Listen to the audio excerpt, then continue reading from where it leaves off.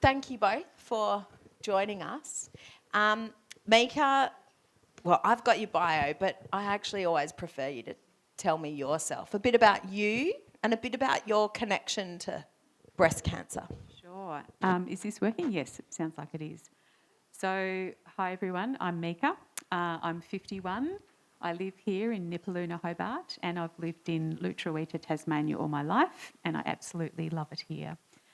I'm a doctor, a medical advisor with the Australian government, and my first experience of breast cancer was 6 years ago in 2018 when I was 45. I was diagnosed with DCIS, so ductal carcinoma in situ, stage 0 breast cancer, sometimes called pre-cancer. I hadn't started any of my screening mammograms because I was only 45 at the time. I was being investigated for a swelling in the other breast. So this was picked up by chance, which was fortunate. It was quite extensive, so it was very big, and it was high grade, which means it was aggressive and likely to turn into invasive cancer. So it was treated. I had a mastectomy and removal of a couple of lymph nodes, and there was no evidence of invasive cancer in any of that tissue. Then about 2 years later, in January 2021, when I was 47, I was very, very, very unexpectedly diagnosed with metastatic breast cancer, or stage 4 advanced breast cancer. So that's the most advanced form of breast cancer, and it had spread to my bones. What had happened, I'd been having just a few niggly pains down my right thigh. I was seeing a physio, having a bit of treatment, wasn't getting better. And then one day, I suddenly couldn't put any weight through my right leg anymore. It was evening. I took myself off to the emergency department and had an X-ray and a CT scan, and that showed that my right hip was completely eroded with disease, and that disease turned out to be metastatic breast cancer.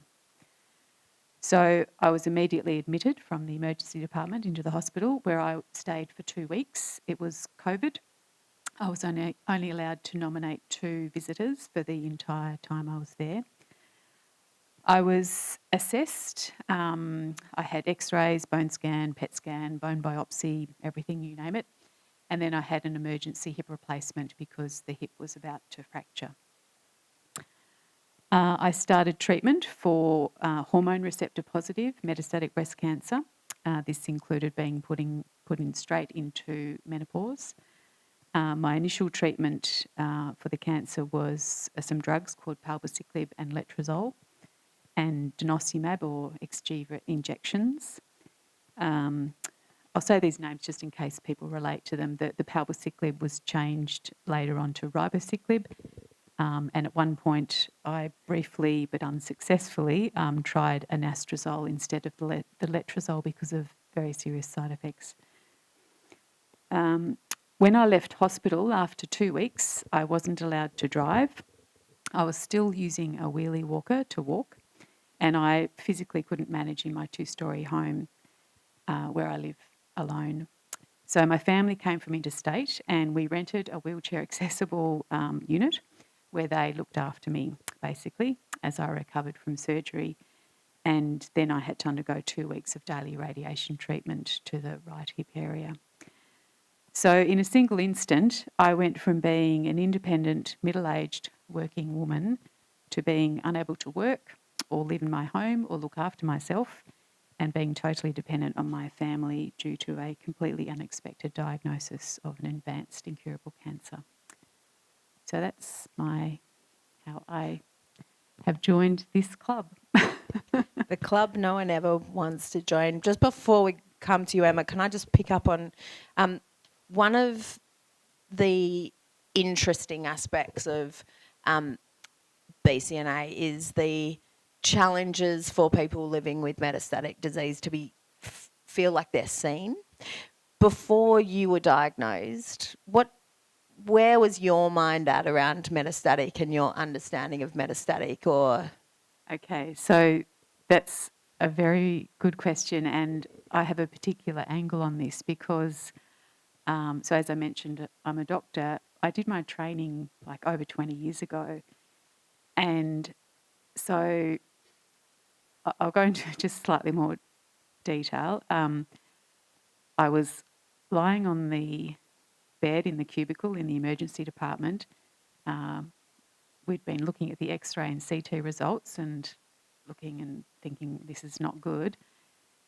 And the most likely diagnosis was going to be metastatic breast cancer. And my mind just went back to my training of 20 years ago. And 20 years ago, the treatment options and the outcomes for metastatic breast cancer were particularly not good.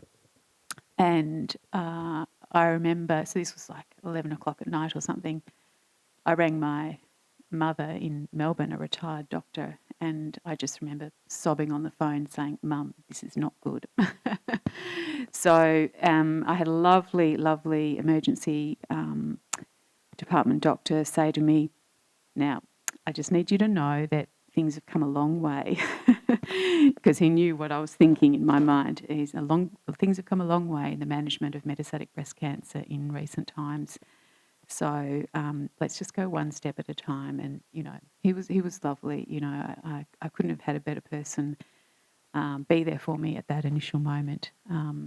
So it's I'm not going to sugarcoat it. It's a scary diagnosis, but there are treatments, and it's very important to be linked in with those treatments and to be getting the very best possible treatment and support you can. So, yeah. Thank you for sharing, and it's so important that we don't sugarcoat. And I think there's no better room to be in than this one around what life is really like. Now, Emma, your experience. You too have a medical background. Yes. We've got low achievers here in Hobart. It is interesting, isn't it, the medical profession? I'm actually part of a group of doctors who have all got breast cancer, a Facebook group, and it's quite scary how many are involved in that. But anyway, I talk to you today more as I love the question, how do you describe yourself? I like to think I'm a lover of life, and I try and get as much as I can out of every day. And I have to be honest, a breast cancer diagnosis has made that more challenging in the last 5 years than I have ever experienced in anything else in my life. And I think that if I find that so difficult with all the medical knowledge that I have, then hats off to everybody else who navigates this pathway without that knowledge. So I've been pretty public about my diagnosis and written in various forums, because I think the more we can talk about this and share our feelings, the better for all. Just briefly, I was diagnosed with triple negative node positive disease in my 40s. That was in 2018. I rolled over in bed one night and found a lump in my breast. And a few weeks later, I was in the chemotherapy chair having my first dose of dose-dense AC. And that, nothing prepares you for that sort of scenario. Had a very high-grade disease, and they treated me very aggressively, which has, had lots of ongoing issues. But anyway, I'm here, and that is the main thing. And I think treatment is a huge thing, but I also think the post-treatment, I was lucky enough to achieve remission, and with the chemotherapy and being triple negative, there is no other treatment to have at this stage, which is both scary, terrifying and wonderful. It doesn't mean, though, you're not left with all the effects of the treatment that you have had. So I think it's really important that we share, that hopefully we're talking about some of the things, the elephants in the room, and questions that people might have as well. I'm very open and happy to talk. So on that, there are pieces of paper in front of you. If there's any question you're like too afraid to put your hand up or put your name to, we're very lucky that both Emma and Mieke are very happy to answer any questions. So you can pop them down and just let us know, and we can come and collect them, and we will answer those. So Emma, with you, you talk about having that medical background, and what have you learnt now about the system, and how you and about once you sit over the other side of the table and become the patient, what have you kind of reflected on from that learning? I'm sometimes naughty. I don't ask the questions I told them I was going to ask. Just letting you know. That's all right. I'll just answer with the questions I've prepared. Well, it's the perfect Q&A. I think that I have learnt, I heard recently that life is magnificent and messy. And for me, that really adequately sums up, I think, the whole breast cancer journey that, let's be honest, doesn't really ever, I think, finish, even those of, people who are lucky enough to finish kind of treatment. I think I'm a really naturally optimistic and positive person. I used to joke that I was psychotically optimistic. I think that's been sorely tested, but I still really absolutely try to see the best in every situation. I think I've learnt through my time, though, that it's absolutely okay not to be okay. And so the magnificent and messy kind of thing is that two polar opposites can absolutely exist at the same time. And so you can be a complete mess, which I am on many, many days of the week. But you can also be magnificent. And that's really nice to hold on to. It's the finding the joy and the happiness amidst the suffering, and acknowledging that they both exist. So I think I've had probably the most wonderful medical experiences and some of the most awful medical experiences over my time. And I think, I've learnt much, much more being a patient for 5 years than I did in, my 20-something years of medical practice. So I think we are the best people to know what's best for our health, and we have to keep telling our medical team that actually we know what's right for us, not being told by the so-called experts what should happen to us. So breast cancer is probably one of the most protocol-driven cancer treatments there is, but that doesn't mean that you can't have a say in what happens and drive your own treatment that's right for you. Intuition is, I think, a really important thing, and it was lovely. Bronwyn's story was heaven in terms of really trusting yourself and knowing that basket story just will stay with me forever, of the days that were hard and the days that were okay. So yeah, I think that's sort of answered. That was pretty awesome. Mieke, I'll ask you a question I told you I'd ask you. Oh, wow. How about that? I might answer with something else. Yeah, exactly. You totally can. Mieke is a fierce advocate, and I do want to talk to you about the power of advocacy, but we'll come to that. The diagnosis and the impact to you and to your family, talking about that fierce independence that I can see in you, and having to allow people in, allow the family to come home. How did that all play out really for you? Yeah, so as I said before, there's no sugarcoating. The receiving a diagnosis of stage 4 breast cancer is, for me, probably for most people, quite shocking. And,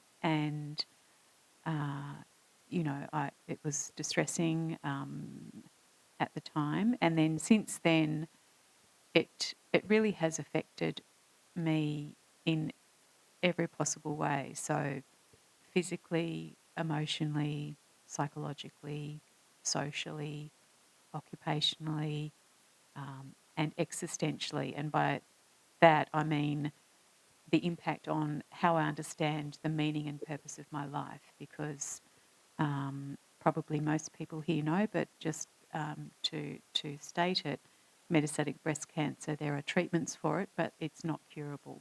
So it is a life-limiting cancer, and that has caused me to do a lot of reflection about how I live my life with a reduced life expectancy. So that's what I mean by an existential impact. You talked about the messy side of things and the times when things don't go so well.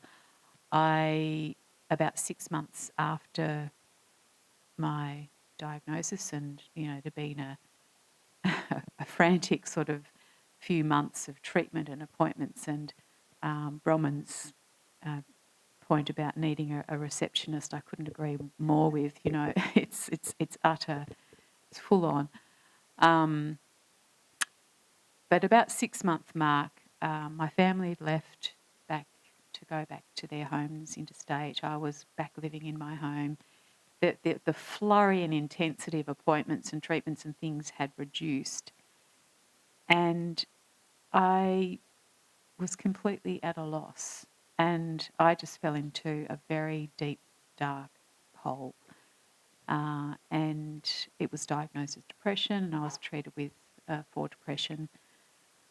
I think of it as being a time when I didn't know how to integrate, process, understand everything that had just happened. In a single instant, I'd literally been working one day, living my life as I normally was, and then in an utter instant, the whole rug had been pulled out from under me. My world was turned upside down, all of those phrases that we hear. And I still hadn't at that point fully processed it, and I hadn't integrated it. And so I was treated for depression, but I think what's been most helpful over the last couple of years has been linking in with some very, very insightful psychologists who really appreciate and understand what I'm going through. And very, very importantly, linking in with others in my tribe, so people with metastatic breast cancer. I felt terribly alone in the first couple of years of my diagnosis. I didn't speak to another person with metastatic breast cancer until the end of my in Tasmania, until the end of my second year of living with this cancer. And I didn't meet other people face to face with metastatic breast cancer until the third year of my diagnosis. And I can honestly say that meeting others, sharing our experiences, just knowing that you're not on this journey alone, was absolutely transformative for me. But also working through ways of just understanding what this new life is. And that's where I found talking with psychologists who, it's really important that to be speaking with somebody who does get you and who you relate to well. And I found that very helpful in terms of, I think, what's the word? Inhabiting. I now feel like I'm inhabiting this new life that metastatic breast cancer has thrust me into. It's quite a journey, and I probably only feel like I've reached that place in the last year. I'm about at nearly 3.5 years into this diagnosis, and probably only in the last year I've reached a place where I feel like I actually know who I am now with this new transforming diagnosis. So I've completely forgotten what your question was, but It's anyway. totally fine because that was amazing. If you talk about how long it took you to get to this place, if you could tell your younger self how to get there faster, or maybe you talked about, having a psychologist that understands. Is there anything you would do to try and help someone else? Like, from your experience, is there a way we could learn from maybe some of your challenges? Yeah, absolutely. I think, thank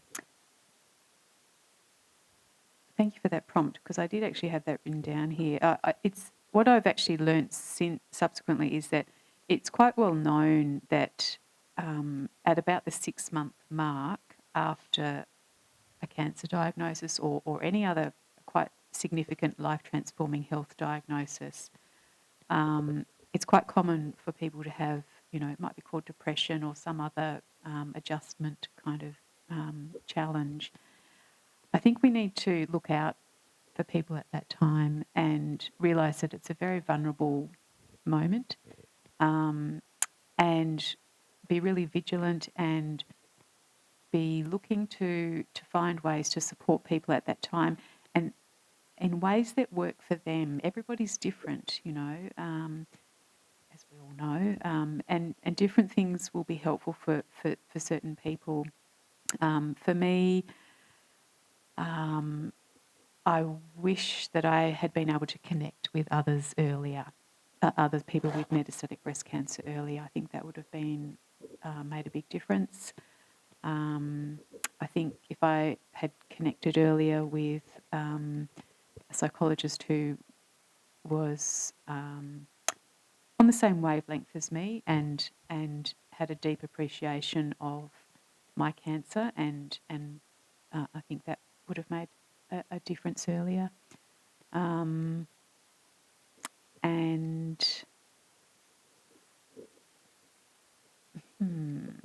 what else? I think those two things are probably key. And the thing about connecting with others is you start to learn things sooner. So one of the things another challenge that happened was that some people very close to me drifted away, disappeared off the scene. And I didn't know what was going on. I thought, am I, is there something I'm doing wrong? This person's been a friend for 20 years. Where are they? Fortunately, at the very same time, other people were stepping up and providing very close support. But it was incredibly confusing, and I really didn't understand what was going on. It was only when I finally started to connect with other people, I heard this story over and over and over and over again. Very common that these unexpected shifts and changes in social dynamics in relationships, and it can be friends, family members, some step up, some retreat. And so again, connecting with other people and realising that, it's sad, but it's common, and you're not the only one, and it's not something about you. I think that can make a huge difference. Yeah. And I know in the session today, Carrie will go to that very point and put up a very powerful slide that makes sense of what seems crazy. Emma, connection, we know it's so important in every part of our life. Having known you for quite a while, I know that your connection to things that are important to you. How do you see your life differently now because of the breast cancer, and what kind of things have you put in place to, I don't know, before she heads off overseas on Wednesday? But I'm actually very nervous about it. I've been overseas for 6 years, and you'll all be aware of how hard it is to get insurances and all sorts of things. So anyway, I'm going, and it will be what it will be. But the question, so connection, yeah, I think I I would like to think I've always been a fairly spiritual person. I've been meditating since I was 18 and always sort of searched for that dimension in my life. And when I was working in practice, my clinical practice was very much focused on mental health and preventive health.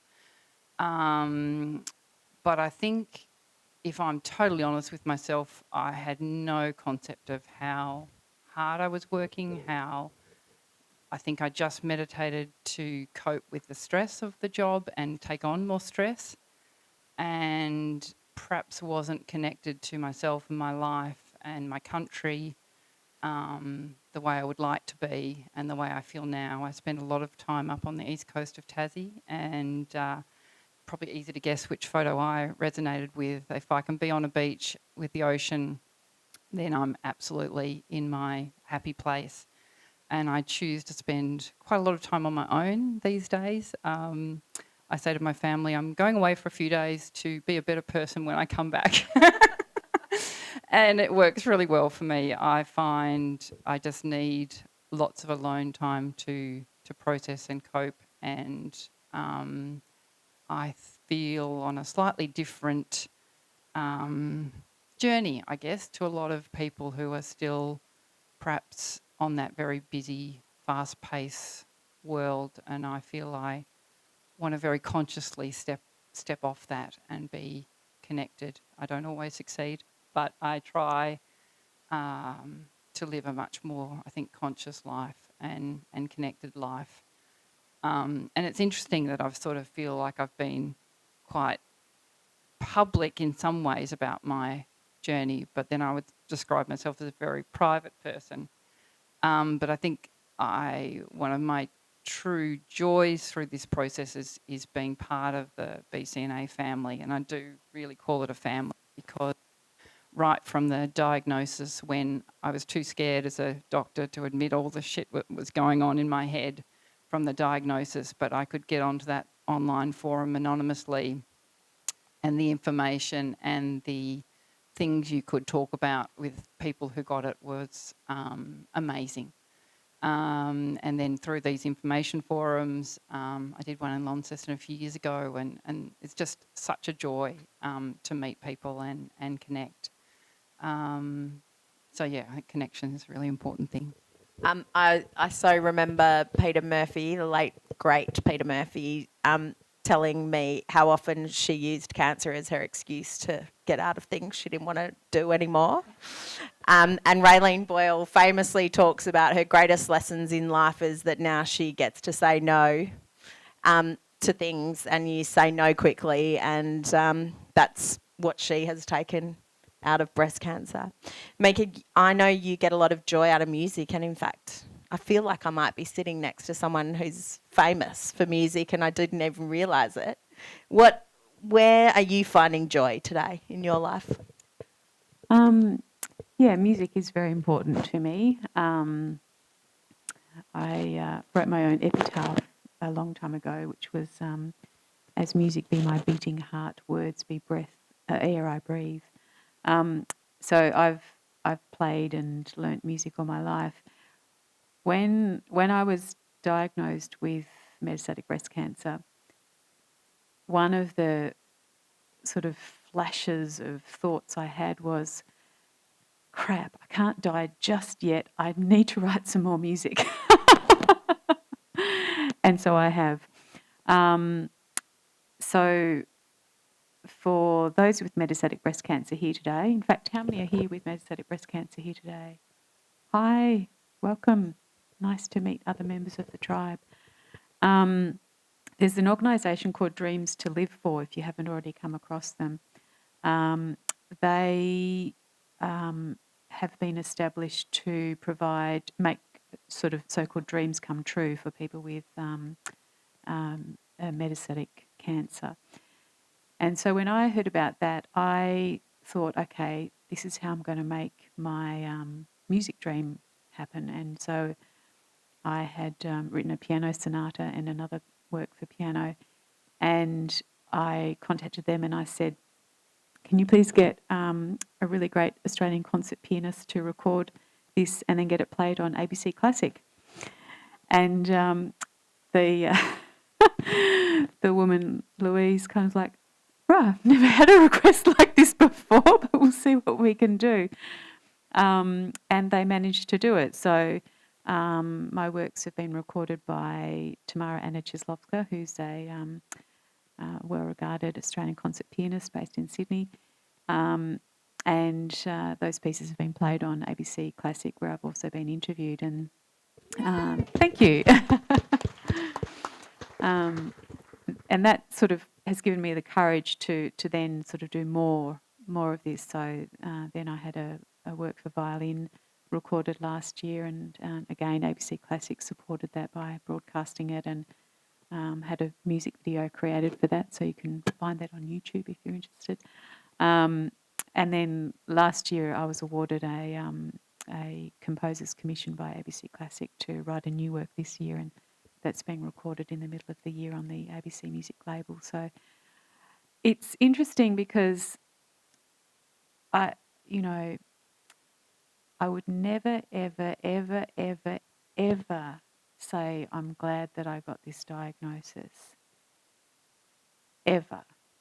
But it has absolutely spurred me on to get on with things that are really, really important to me. And I can see that I would have just kind of stayed on the treadmill that I was on, the treadmill of life, before this diagnosis, kind of going, oh yeah, I really should do that, I really want to do that, and then another year would go by and I wouldn't have done it, another year, and so on. So, yeah, as I say, I would never say that I'm glad to have this, but I'm kind of doing my darndest to make what I can of what having this diagnosis does for me, which is make me go, right, there's some things I want to do. They might be my personal creative pursuits or some advocacy work that you touched on. And by jolly, I'm going to get on and do it. Oh my God. So I've could spend the whole day talking to everyone, and I'm now well over time. But can you please thank Mieke and Emma? We can do better than that. Come on.